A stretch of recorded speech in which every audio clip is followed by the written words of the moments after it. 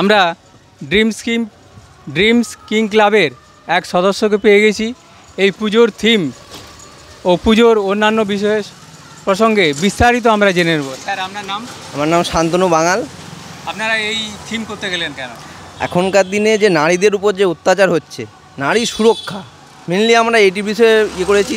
এখনকার দিনে যে নারীদিকে যে এই 12টার পর, রাত্রি 12টার পর বিরতি নারীদের প্রতি যে বাধা, সেই বাধা বিপত্তি যাতে দূর হয় বা নারীদের সুরক্ষার বিষয় যা হয় সেই আমরা এই থিম করেছি।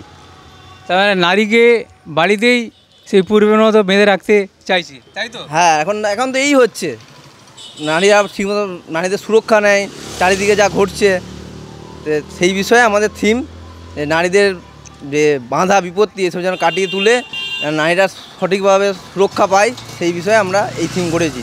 আচ্ছা, এই বাস্তব থিম তো খুব ভালো হয়েছে। দর্শক কীরকম আসছে দেখতে? দর্শক আমাদের রাস্তার ধারে মণ্ডপ, যত রাস্তার ধারে বহু লোক আগমন রাস্তার ধারে দেখে যাচ্ছে।